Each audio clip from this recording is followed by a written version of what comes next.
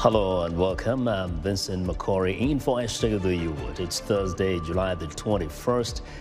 This is Africa 54.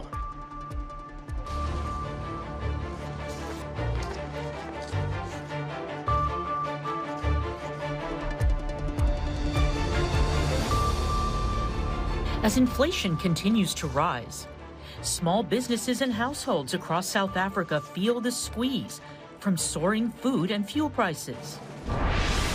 Ghana's health service rushes to reduce the spread of Marburg virus following an outbreak in Ghana's Ashanti region. And a community group in rural Zimbabwe makes reusable sanitary towels to keep girls in school.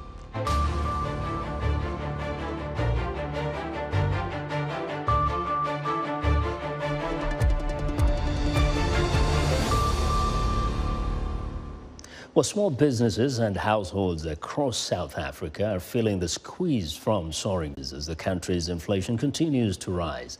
Paul Ndiho explains. Across Africa, consumer inflation is soaring. Like many nations on the continent, South Africa is dependent on imports for food and crude oil. Data from Statistics South Africa show that inflation hit a 13-year high in June and July. In annual terms, inflation was 7.4%, more than forecast by analysts who had predicted a rise to 7.2% from 6.5% in May. High interest rates in developed countries is causing investors to withdraw their money. African currencies are being devalued, and that's further shrinking the region's economy. Economist Ken Gichinga says central banks must raise their interest rates. The rise in interest rates in the US has affected. It has forced central banks in Africa to also raise interest rates, and by that it has meant the economies of African countries slow down, which means job creations become lower. It also means production slows down, and eventually it means fewer people get jobs. Analysts expect further 50 basis points raise in the repo rate, the rate at which commercial banks borrow from a country's central bank. That would mark the fifth increase in a row. The June headline inflation, the measure of the total inflation within an economy, including commodities such as food and energy prices, which tend to be much more volatile and prone to inflation spikes, was the highest since May 2009 during the global financial crisis. Statistics South Africa shows that food and fuel prices continue to be significant drivers of price pressure. Fuel prices were up 45.3% in June, an essential annual increase since the agency's Consumer Price Index series began in 2009. Price of food and non-alcoholic beverages rose 8.6%, the highest annual rate since March 2017, when South Africa was recovering from a severe drought. With its economy continuing to shrink, the South African government is facing substantial financial pressures. The situation is worsened by the COVID-19 pandemic and Russia's war in Ukraine, which are both major global food exporters. Paul Ndiho, VOA News, Washington. Well, for deeper insight into why African countries are facing increasing inflation, I'm joined live via Skype by Mundia Kabinga, Senior Lecturer in Development, Finance and Strategy at the University of Cape Town. Good evening, Mr. Kabinga. Good evening, Victor. Now, it's very nice to chat with you. Yeah, thanks for being here. Now, we are getting this reports that inflation is not just being experienced in South Africa, but across the continent to the best of your memory. Have we experienced that kind of a situation where, in fact, there is inflation across the continent? So the experience across the African continent is relatively mixed. On one hand, we have an increase in inflation in countries like South Africa, which are very import dependent on oil imports, which basically also are an important input in the production process across the African continent. But what we also see is that there's a selection of countries, 3 of them in number, among them Zambia, Ethiopia, and Chad, which basically have had an actual reduction in inflation in this particular context. And what could explain that is simply that there's a lagged effect of inflation of the war in Ukraine and Russia, and its impacts on the exchange rate as well as on fuel prices. Mm-hmm. Now, is this impact of the Ukraine war necessarily, directly affecting Africa, or is it how it has impacted the Western nations like the United States, leading to the rising of interest rates, and therefore, as a ripple effect, African countries get affected? Absolutely. So what we see immediately is that as a result of the Russian invasion of Ukraine and the sanctions that have been imposed on Russia, immediately that has reduced the amount of oil that's available to various countries, as well as grains and fertilizers. So Russia and Ukraine combined contribute approximately 30% of all fertilizer production around the world, and then close to 40% of oil production as well. And then as a result of that, and the rising interest rates to contain inflation in the developed world also has led to that particular increase in inflation. But there is another domestic factor in the South African context that's also contributing to the rise in inflation, and that is none other than the persistent power outages. Those have slowed down production and led to, reduced exports and consequently a depreciation of the South African rand in relation to the other currencies around the world. Very quickly, what tools do African countries have to mitigate this effects of the global economic crunch? So I think in terms of at the very onset, I think there needs to actually scale up various social protection programs, and that basically would also require, borrowing more extensively. So countries with favorable current accounts are able to do it a bit much easier, and those resource-rich countries will be able to do it a lot easier, and those that actually own oil. But countries, on the other hand, that have no resources are likely to struggle considerably. In addition to that, I think there's also a broader conversation around, debt relief. There'll be new conversations around exploring how to restructure the African debt, let alone to actually provide some debt relief by developed countries.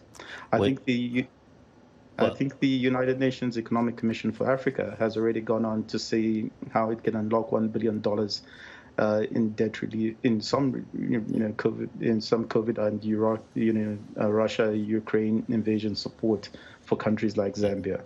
Well, we can only hope for the best. Thank you very much, Dr. Kabinga.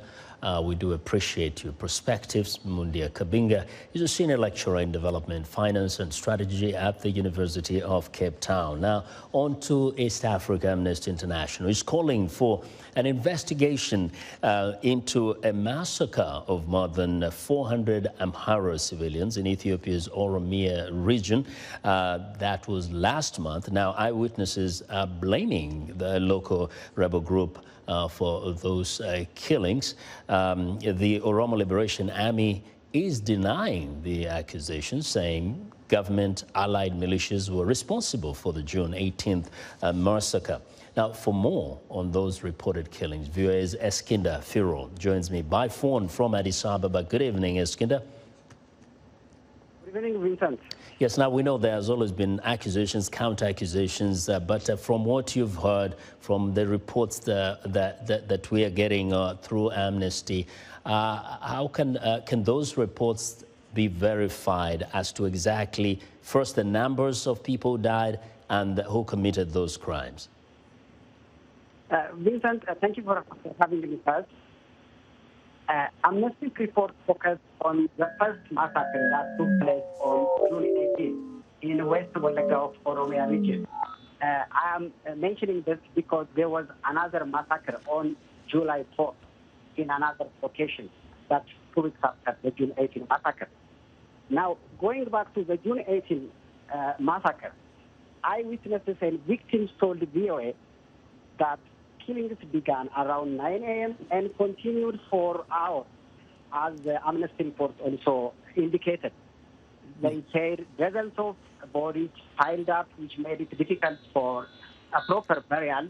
And as you can imagine, there was anger and frustration among the public Now, following the two massacres. yes, there are reports, some citizens are saying that actually when the massacres began at 9 a.m., they called the authorities, they called the police, but there was no response for hours and hours. Is it because the government officials or soldiers were not able to get there in good time, or what is the talk on the streets?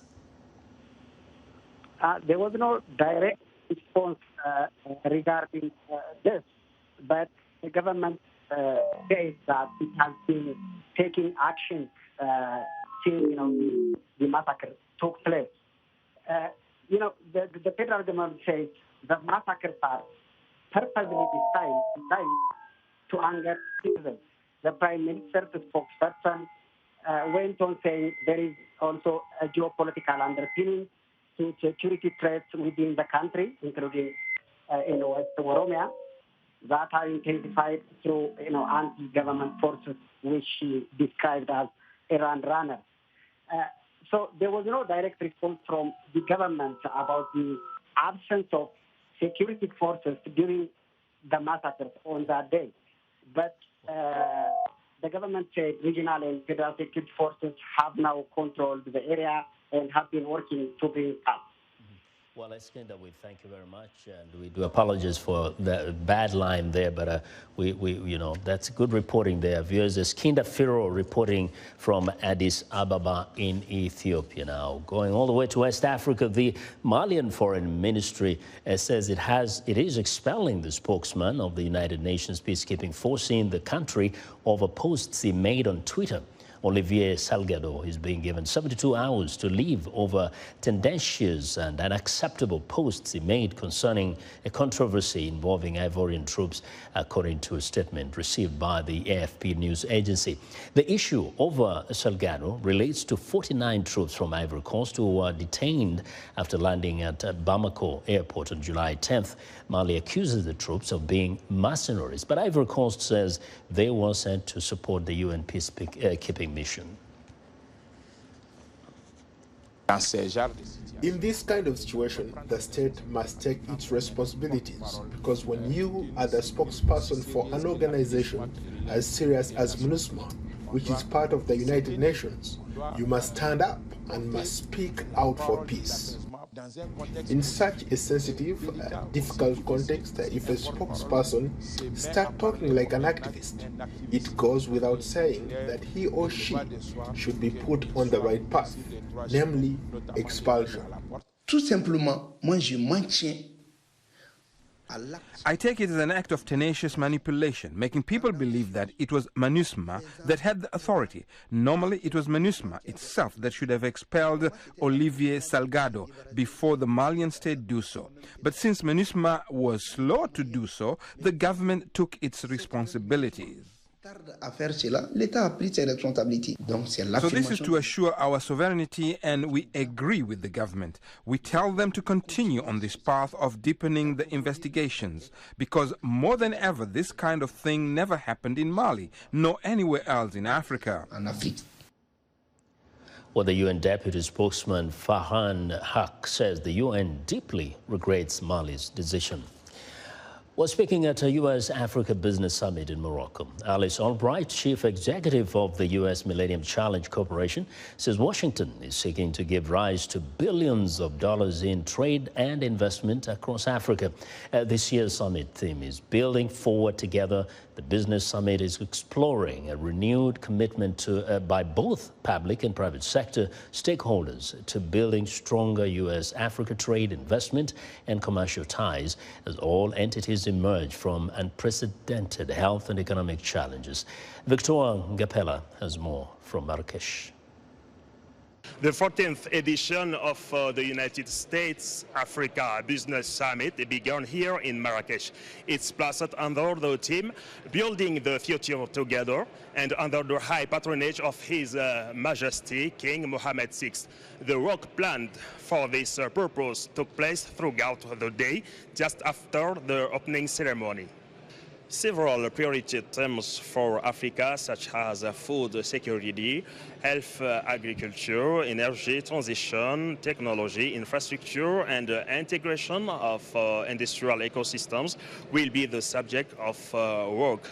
In today's program, a plenary was held this morning on the following theme: integrating payment systems, growth, accelerator, a panel on investing in women and youth, a panel on investing in Morocco has an opportunity platform and hub for Africa, around the table on a new approach to sustainable manufacturing ecosystems.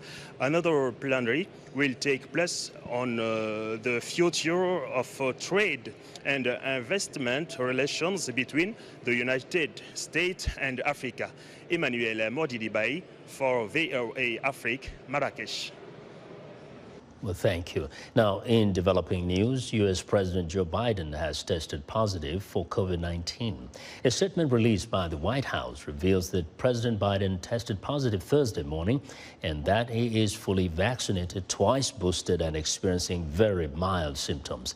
He has begun taking Paxlovid, consistent with CDC guidelines. He will isolate in the White House residence and will continue to carry out all of his duties fully during that time.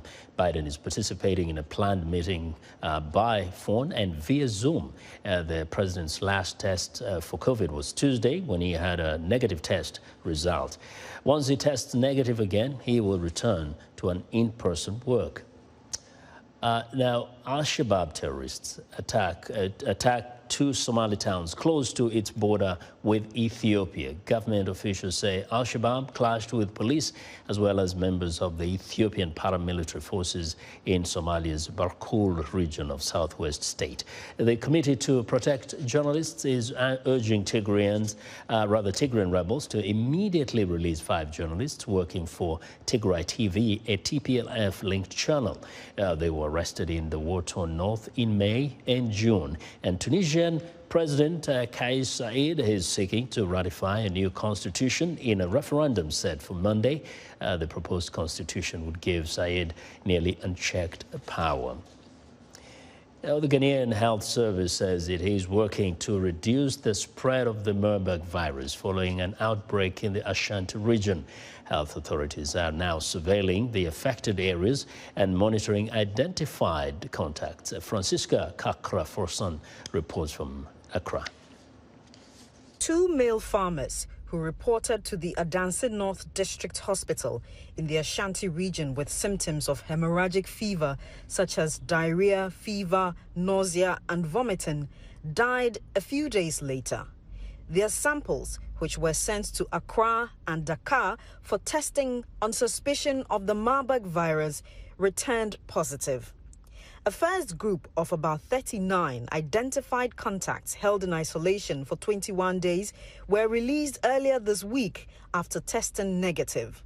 A second group has also begun a 21-day isolation.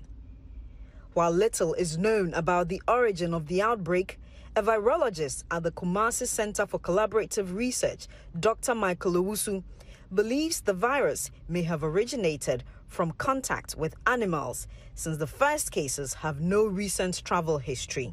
That this may be of zoonotic origin, because this is not the first time. If 2011, from October to December, the Amansia West District of Ashanti region recorded 2 deaths that were associated with Lassa fever virus. And later on, they found out that this was from mice that were passing urine and defecating on foodstuffs across the place. So I'm not surprised that you still have, this time around, 2 people still have contracted this. So it is highly, highly possible that there may be some animals, some wildlife animals, circulating around the region. If you see Amansia West connected to Amasia West and the Central and then Adansi North. They seem to be along some enclave. So look at the geographical position. It is possible that there may be some animals that are carrying some of these. And anytime people interact with these animals, either through hunting or through processing of the meats, they become exposed and then they become sick. The Ghana Health Service says its surveillance teams have been dispatched to the region to help control the spread and uncover any new cases. They are asking community members to avoid contact with animals, persons with symptoms of hemorrhagic fever, and cook meat properly before consumption. In Accra, people seem to know little about this new virus. I heard that it has been recorded in the Ashanti region last week. I heard it's caused by a virus called hemorrhagic virus, which means the blood comes from any part of your body. I just look like Ebola. I'm afraid because I heard that if 10 people get it, 9 out of them can die. I've heard that it's a smaller version of Ebola, which about 2 people in Ghana contracted. And I think recently I heard they've passed on or something. People are not that concerned because we've had a bigger version, which is the corona. I think now we are kind of tired. People want to move on in life, yes. So we're not that concerned that much. Have you heard about the Marburg virus? No, please. I listen to news, but for this one, it's escaping. So I think people have died, and I think there will be an outbreak. So I'm not sure 20% of the population is actually aware of this because you don't hear it on the streets. Though I've not done any research on that, but I believe we need to do more to educate people so they get to know that this is the mode of spreading. It may be early days, but many people harbor fears of a possible lockdown with this new virus. Francisca Kakra-Forson for VOA News, Accra. A community group in rural Zimbabwe is making reusable sanitary towels so that girls don't have to miss school. Aida Issa has more. The Chiedza Community Welfare Trust in Zimbabwe's Mutasa district started sewing cloth sanitary pads when founder Gladys Mukaratirwa realized that local girls were missing school every month because they couldn't afford disposable hygiene products.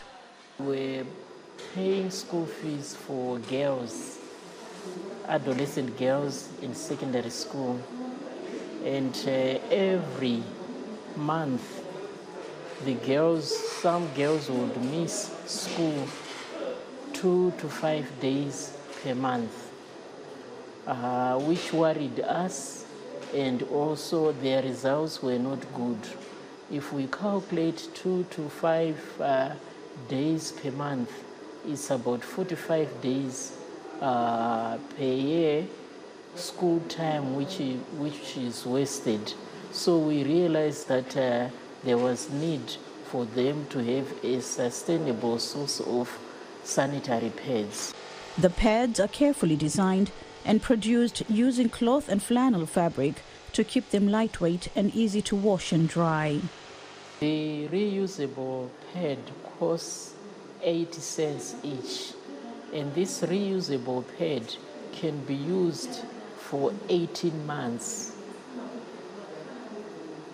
It's used, washed, and dried. It's dried in the sun. The sun is strong enough to sanitize this pad. Any microorganisms, harmful microorganisms, can be destroyed by the sun, and the pad is used again. As a former teacher, the 60-year-old has dedicated her life to empowering and teaching young women in her village skills that can ensure that they earn an income to feed their families. The group, run by female volunteers, sells at a low price to locals and to charities across Zimbabwe for distribution to schoolgirls and vulnerable young women. This pad is very cheap, and you can use it for a year and 6 months. So for just $4 for a pack of 5, it means for a year you don't have to worry about buying pads. The factory makes about 600 pads per day. Aida Issa, VOA News, Washington. And that's our show for today. Be sure to watch our Africa 54 on our website at voaafrica.com. From all of us here in Washington, thanks for watching.